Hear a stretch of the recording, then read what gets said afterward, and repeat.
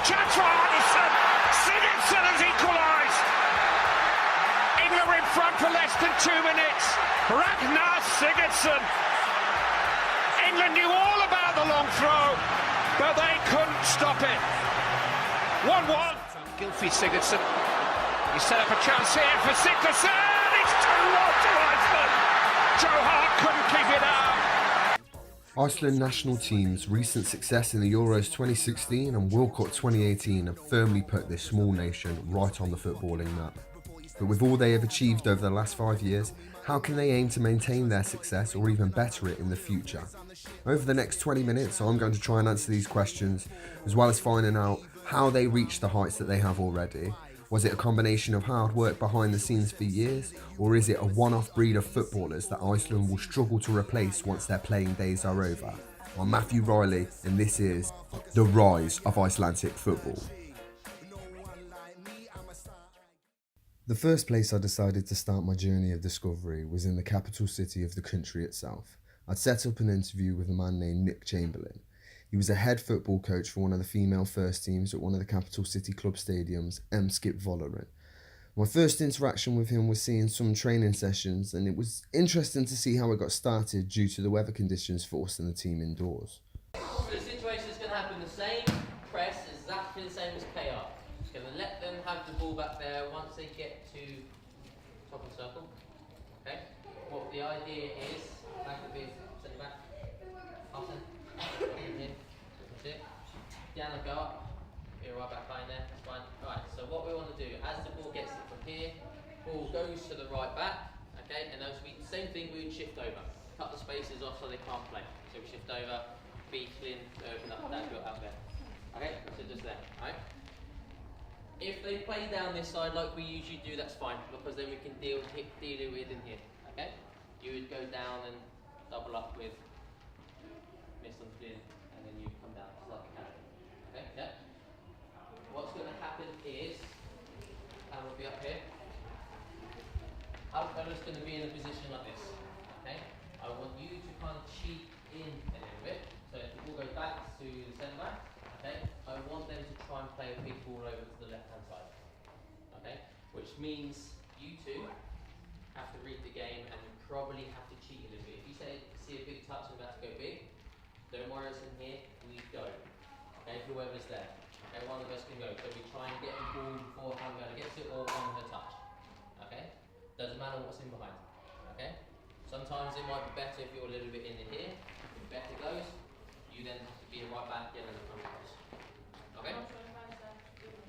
Yeah, and then back in the Alright? So that's what we're going to try and do. And obviously, as soon as that happens, as soon as you see a big ball happen, you would then come out wide into the space in here.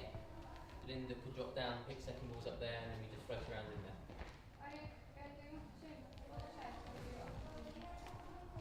Okay? Understand that when the ball goes that way, right? Okay? As you can see, even though this was scheduled as a practical training session, due to weather restraints, they were forced to do the first 10 to 15 minutes indoors, working on game strategy for their upcoming match the following Saturday. This was 4 full days before the game was due to happen, and in a preferred world, Nick explained how he normally wouldn't do this sort of session until 2 days or even just the day before the game was scheduled to take place. Eventually the weather did clear and I was able to see how the practical training sessions went, dealing with snowy pitches and -10 temperatures, and after it was all done I got a chance to sit down with Nick and get his impression of what it's like to work out in Iceland as a football coach, as well as what he thinks about the national team's recent successes at Euro 2016 and the World Cup 2018, and all the press that has followed that team ever since the victorious win over England, and how he believes they may or may not be able to maintain this success for the future. Nick Chamberlain, I'm the head women's coach here at Throtter Reykjavik. Been here for almost 3 years. I started coaching when I was 16, so that's 16 years ago now, just for local schools back home in Eastbourne. And then once I was 19, I went to America to play, and I also coached high school there, both boys and girls to begin with, and that's where I kind of started getting the coaching ball rolling a little bit, focused mainly on the girls. And then when I was at university, met with Icelandics, came across to play. Then I first got the chance to coach a women's team in the East called Fjarðabyggð in 2014. And then once I was 19, I went to America to play, and both boys and girls to begin with, and that's where I kind of started getting the coaching ball rolling a little bit, focused mainly on the girls. And then when I was at university, met with Icelandics, came across to play. Then I first got the chance to coach a women's team in the East called Fjarðabyggð in 2014. did that 14-15, and then got offered the job here in June 2016. Does Iceland differ then from the other countries, England, USA, that you've coached and played into? How does Iceland differ from those, if it does at all? I think what differs Iceland compared to everywhere else, at least my experiences in America and in England, is that they're willing to train here more often. Right. It's a little bit different when you're at college, because obviously they're in university and whatnot, and high school was similar as well, because you're always there every day for school. But club-wise, the girls and the men here are, the youth up from 7 years up, they're here 3-4 times a week training, 12 months of the year, regardless of the weather. And you just wouldn't see that in most places. Definitely not in England. I can't see that ever happening. With Iceland's national success recently, as I stated earlier, a lot of the players hadn't been, when you research them and so on and so forth, they're not pushed straight into professional football immediately, where obviously a young lad in England, if he can play football, it's like boom, he almost, we read about it every day, 13-year-olds that are getting paid, 3-figure contracts and so on and so forth, and or 4 or 5-figure contracts in certain scenarios. Do you think that's maybe what that's helped Iceland succeed so well in recent years, is the fact that for the majority of probably a lot of them, they've had to just do it for the love and the passion rather than for the money? Yeah, I would say so. I mean, they've always got as I say, from the age of 7, 8, they're training 3-4 times a week anyway. So as they get older, that training every day becomes a natural part of them. And obviously at that whole time throughout their teens, they're still doing school. So it's not as though, as I say, a 12, 13-year-old goes off to an academy, because it couldn't happen here. I think once they're 16, 17, then they can go, but they've already got that kind of work ethic in them, that football might not be the only thing that they can do. Yeah. And obviously, you've got players that played obviously with the national team, and even Heimir, the coach, had part-time jobs when he was doing it. Now, Hannes was the goalkeeper up until 5 years ago. He was part-time, but I think there's sometimes the view of that, he was a painter, he was a film director during the World Cup, is rubbish. Yeah. They were professionals for 4 or 5 years, but I understand that they did have part-time jobs. They were still committed to the cause of playing for the country and wanting to have that hard work and ethic, which kind of is bred in the community and the culture here. Would you say, in your opinion, the recent success that they've had is a build-up of their determination throughout the years? And then from that, would you say that there's been, since their recent success of like knocking out England, obviously doing so well in the international tournaments, has there been a bigger push within Iceland with regards to football? Or is it just that there's always been a big push and now Iceland is starting to finally see the benefits of it? Up until 2000s, there wasn't any indoor facilities here. The turf pitches were very minimal, and most of the kids growing up would play on stones and rocks. Right. So there was nothing to do in the winter because there's nowhere to play football. No decent turf pitches, no indoor facilities or anything like that. So since the introduction of them, I think now you've got 7 around the country. Including like one in the east, when you've only got the surrounding towns make up 7,000 people. Yeah, you've got a full-size indoor facility, so kids can now train 24/7, 365, and that makes a massive difference. The amount of commitment that they already put in through training and through coaching, the accessibility to be able to train all year round makes a massive difference as well. So I think the combination of their willingness to want to succeed, and that as well, because that worked 2000s, that coincides with Gylfi coming through, Alan all coming through. They all played at the U16s roughly together as well, so they also had that camaraderie spirit through the youth teams that was just helped and just eased along the way and just blossomed into success that we're seeing now. How do Iceland now maintain the success that they've obviously built? Because I would imagine that one of the worries is that once this current generation of footballers are done, that potentially the next generation won't succeed as well, and that the same as like people talk about the golden generation in England and so on and so forth, and how we've had years of drought in international football afterwards. Is there like is there any push within the Icelandic FA, just within Iceland as a whole, to be like, well, we need to maintain this success and this is how we need to do it? I haven't seen any sort of structure in place to try and maintain it. It's difficult. There was a real golden generation that they had come through, and they were well managed and developed through the other clubs. The next generation coming through, you haven't got really any out and out stars at this moment in time. So it's going to be difficult. They need to be realistic as well, and just recognise that Iceland is a small country.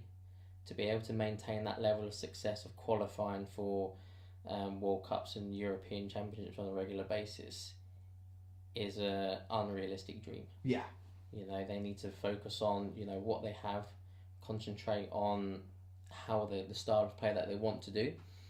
Because, I mean, unless they manage to send off, you know, have tons and tons of high-level technical players abroad, they can't play that style of play. You know, they need to understand what they are, which is what they did well at with both the Euros and the World Cup to some extent. They knew who they were. They weren't going to differ from that. I think the new coaches come in and try to be a little bit more fluid in terms of play, and it's not worked. You know, they got spanked in the Nations League, and they've got to address that. The youth teams themselves aren't exactly as good as the ones before either. But with the restructuring of the Euro Championships, they've always got that hope of being able to qualify because they're allowed more teams. And if it goes up to 32, then there's even a chance of even more success. But also the clubs here as well are slowly catching up. Well, not catching up, they're getting better. Yeah. Which is helpful as well. You know, they're getting closer and closer to qualifying for a Europa League. Qualifying spot, group stage spot, sorry, which would be unbelievable again for a country like this. Valo won it last year. They look like they're going to really try and do it this year. Again, for a country this size to qualify for the Europa League group stages is unbelievable. The issue is I think they're trying to soak in everything they can at the moment from the success instead of going, okay, we were successful. Let's build a plan. How can we reach that goal again? You know, or maybe even stay in the top 50s, top 30 in the world would be a realistic base. You know, with the coaching and everything they have here, like the coaching structure. I mean, they throw around saying Iceland has like every coach here is a UEFA B. Is an elite level coach. I saw something of like 1 per every 585 people is an elite coach compared to 1 in 11,000 in England. That means nothing, because I've seen the standard of coaching here, and sometimes I feel like they just hand them out of a cereal box. Right. A little bit. It's the level of coaching. Yes, we have tons of UEFA coaches, but they're not that good to say, oh, we have tons of coaches. Iceland's, what we should be going for. They've got so many UEFA B coaches. Look at what they're producing. Are we though? That's the question. You know, all the top players, they get basic youth coaching, but they develop elsewhere. And so they need to have a proper structure in place. They need a better coaching structure of how they do the badges.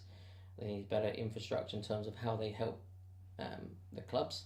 Like we're talking about now in terms of how money has helped Iceland become a little bit better, because obviously qualifying for the FIFA and UEFA, you get tournament money. And the way the KRC do it is that they judge it based off however high you finish in the league. Right. So instead of it just kind of going to evaluating clubs, okay, this club has this in place, they've got 1 coach per 15 kids, they should get more money. Rather than going, Breidablik, best team in the country, they get the most money. Yeah, if you go and watch their youth sessions, they've got maybe 70 kids out there with 4 coaches. Yeah. That doesn't work. Yeah. So they should ride the success, but they've also got to look at themselves. If we want to maintain it, they've got to change the structure here. So I'm just back at the hotel after my first interview with Nick, and I thought it was interesting the way the interview went towards the end. And it seems that all the hype and the press around Iceland and their coaches, that the reality is the country's clubs and the footballing world over there are not seeing the benefits that some people might thought they would at this point after their recent success. I'm going to try and reach out to a friend of mine. I wanted to meet up with him while in Iceland. He was an ex-Iceland youth football coach.